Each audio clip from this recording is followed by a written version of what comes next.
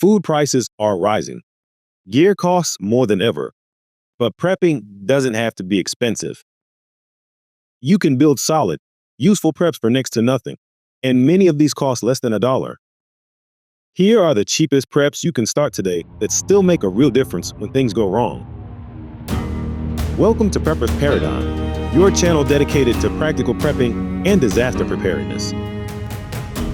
I use a computer-generated voice because my own is hard to understand due to an injury.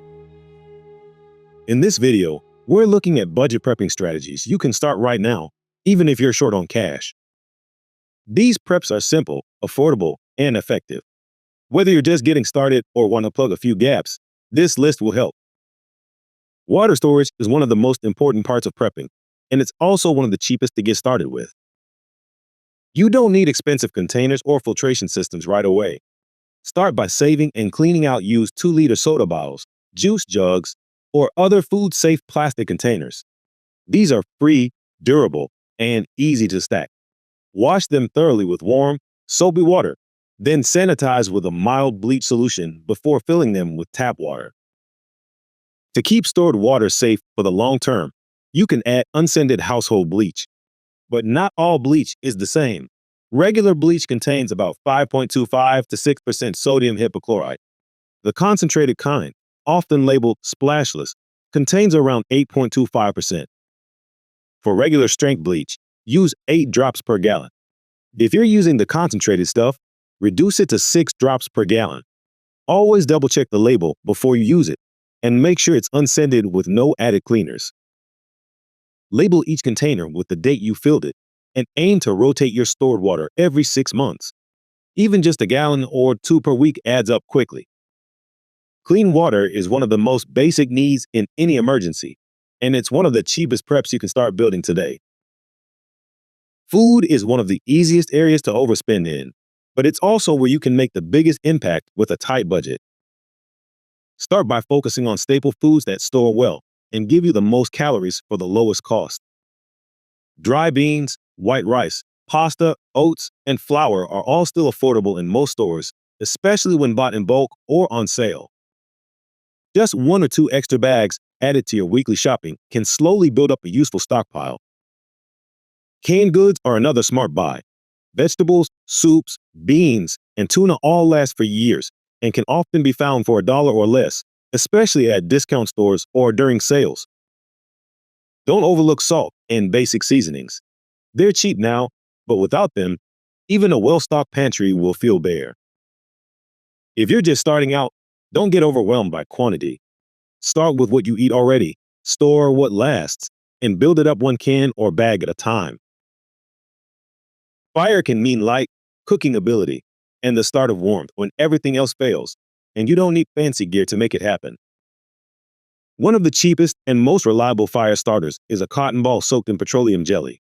A small tub of petroleum jelly and a bag of cotton balls cost just a few dollars and will give you dozens of fire starters that burn hot and long, even in damp conditions.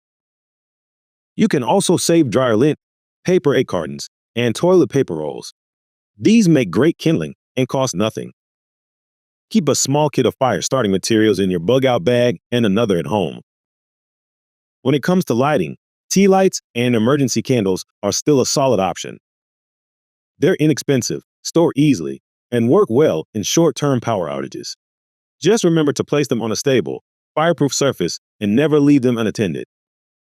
For long-term situations or safer indoor lighting, we'll cover better options later in this video. Medical supplies are often overlooked by new preppers, but even a basic first aid kit can make a big difference, and you can put one together for under $10 if you stick to the essentials. Start at your local dollar store or discount pharmacy. Pick up bandages in a few different sizes, gauze pads, adhesive tape, antiseptic wipes, and antibiotic ointment. These are the items you're most likely to need for cuts, scrapes, and minor injuries. Add a small bottle of pain relievers like ibuprofen or acetaminophen, and consider a pair of disposable gloves for dealing with blood or other bodily fluids. Even something as simple as a thermometer is worth including, and many stores still carry them for just a few bucks. Focus on the basics first, then build it up over time as your budget allows. Most importantly, Take the time to learn how to use what you've got. Gear without knowledge won't help much when it counts. When the power goes out, having light isn't just about convenience, it's about safety. You don't need expensive lanterns or high-end flashlights to be prepared. Solar garden lights are a surprisingly good budget option. Charge them outside during the day, then bring them in at night to light up hallways or rooms. They cost just a few dollars each and can be reused indefinitely. Keychain flashlights are another great choice. Many cost less than $2, last for years, and take up almost no space. They're perfect for keeping in a pocket, handbag, or vehicle glove box. For a bit more power, look for small LED flashlights at discount stores or hardware shops. Whatever you choose, make sure you also store extra batteries and rotate them every year to ensure they work when you need them. In an emergency, reliable light can help you stay safe, calm, and in control. Protecting yourself and your home doesn't have to involve expensive systems or high-tech gear.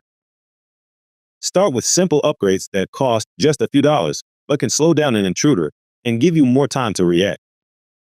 Replacing the short screws in your door hinges and strike plates with longer screws strengthens the frame and makes forced entry much harder.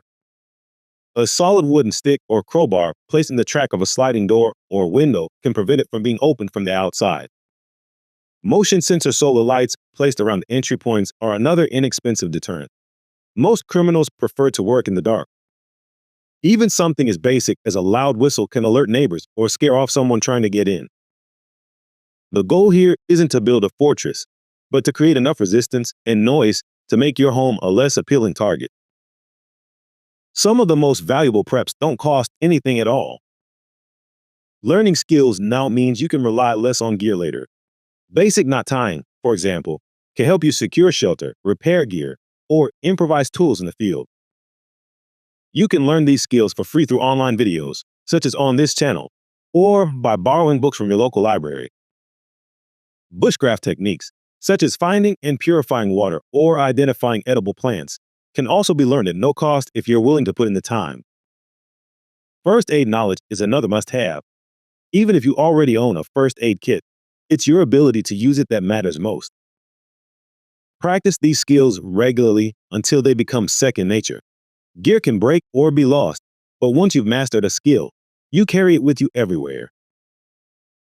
Some of the most effective steps in preparedness don't require spending a dime. Having a solid plan for both staying put and leaving in an emergency costs nothing but your time. Start by writing down your bug and plan, including how you'll manage food, water, sanitation, and security if you can't leave your home.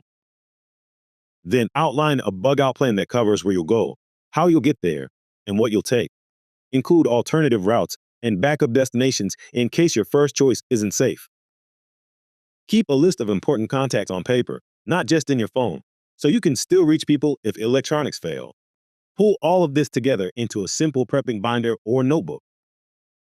It's not flashy, but when things go wrong, having your plans clear and in one place can save you time, reduce stress, and help you make better decisions. Prepping on a budget isn't about having the cheapest gear. It's about making smart choices that give you the most value for your money. Starting with free and low-cost preps lets you build a strong foundation without going into debt. Over time, these small steps add up to a level of readiness that puts you well ahead of most people. Now, I'd like to hear from you. What's the cheapest prep you've done that made the biggest difference for you? Share your ideas in the comments so others can benefit. If you found this video helpful, give it a thumbs up and subscribe for more practical prepping tips. You can also visit preparedness.com for more detailed guides and resources to help you stay ready for whatever comes next. Thanks for watching. Stay safe, stay prepared, and I'll see you on the next one.